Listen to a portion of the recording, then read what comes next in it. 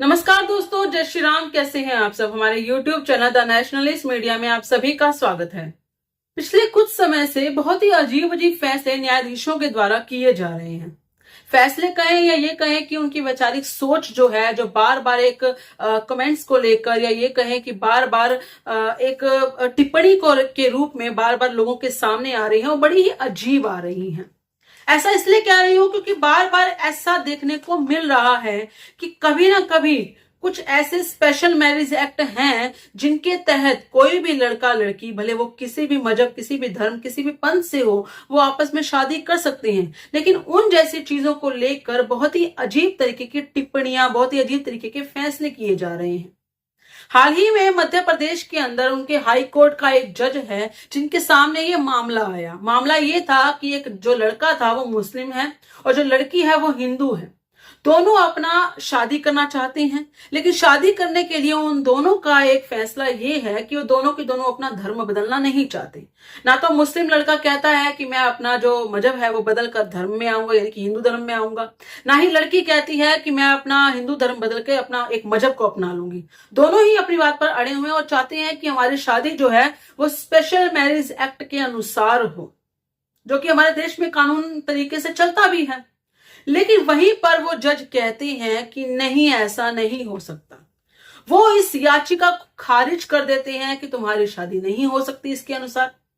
वो इसलिए क्योंकि वो कहते हैं कि जो मुस्लिम लॉ है, जो कि शरिया के अनुसार चलता है, मोहम्मदन लॉ है, उसके अनुसार एक मुस्लिम की शादी मुस्लिम से हो सकती है, उसके अनुसार किसी भी हिंदू लड़की की शादी मुस्लिम से नहीं हो सकती है। इसलिए उसके अनुसार जो तुम्हारी शादी है तुम दोनों की, वो वैध नहीं मानी जाएगी। अब कहने का अर्थ तो बहुत सारे निकलते हैं, लेकिन इसी बात के अंदर एक अर्थ ये भी निकलता है कि कहीं ना कहीं वो जो न्यायाधीश हैं वो ये कहना चाह रहे हैं कि मुस्लिम पर्सनल लॉ के अनुसार उस लड़की को अपना धर्म परिवर्तन करना होगा। वो पूरी तरीके से इस बात का साथ दे रहे हैं कि लड़की धर्म परिवर्तन करेगी तो ही वो मुस्लिम से शादी करेगी, जबकि हमारे देश के कानून के अंदर ये साफ साफ लिखा गया है कि धर्म परिवर्तन करवाना एक बहुत बड़ा अपराध है। साथ साथ ये भी लिखा गया है कि अगर कोई बालिग बच्चे हैं आपस में शादी करना चाहते हैं तो कानूनन रूप में उनकी शादी वैध होगी अगर वो स्पेशल मैरिज एक्ट के अनुसार करेंगे। और बहुत से ऐसे लोग हैं बॉलीवुड के अंदर, इन्फ्लुएंसर्स के अंदर, या बहुत बड़े ऐसी हस्तियां भी हैं हमारे देश के अंदर जो कहीं ना कहीं स्पेशल मैरिज एक्ट के अनुसार शादियां कर चुकी हैं।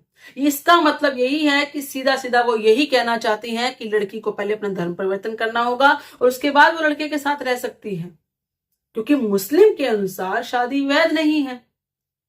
वो साथ के साथ इस चीज को प्रमोट कर रहे हैं कि उनको धर्म परिवर्तन करना होगा। आप समझ रहे हैं ना सभी। ये चाहते हैं कि लड़कियां अगर किसी लड़के से शादी करना, आप मुझे ये समझ नहीं आता कि लड़कियां चाहती ही क्यों हैं। इसका अर्थ सिर्फ यही है कि वो चाहते हैं कि लड़कियां अपना धर्म परिवर्तन करें और तभी शादी कर सकती हैं।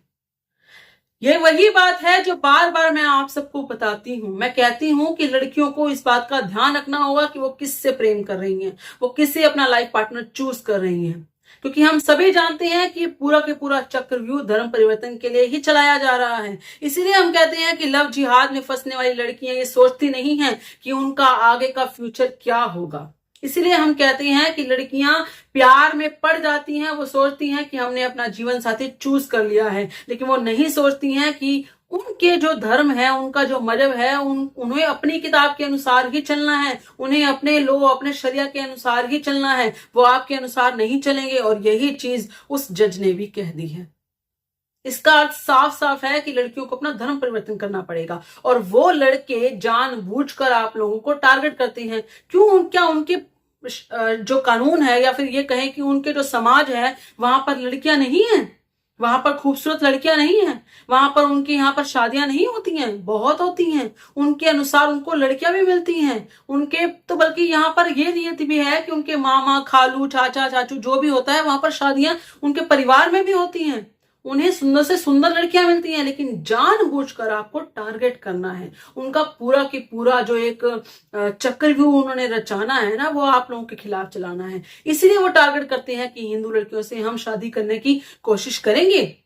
और हिंदू लड़कियां कहीं ना कहीं हमारे लॉ के अनुसार करेंगी, क्योंकि हमारा जो लॉ है वो वैलिड है हमारे देश के अंदर। और ये जो पूरी की पूरी वैलिडेशन जो करवाई गई थी, ये कांग्रेस के टाइम चलाई गई थी, जो आज तक भी खारिज नहीं की गई है हमारे 10 साल के अंदर राष्ट्रवादी सरकार आने के बावजूद। लेकिन फिर भी चलिए मान लीजिए इस वैलिडेशन के अनुसार लड़कियां नहीं कर सकती हैं कि वो स्पेशल मैरिज एक्ट के अनुसार अपने प्यार या अपने जो भी सो कॉल्ड अपना लवर है उससे शादी करना चाहती है, तो नहीं कर सकती। उन्हें वही उसका शरीय के अनुसार चलना होगा, वही नकाब पहनना होगा, वही सब कुछ करना होगा अगर वो उनसे शादी करना चाहती है। करना ही क्यों है, क्यों करना है?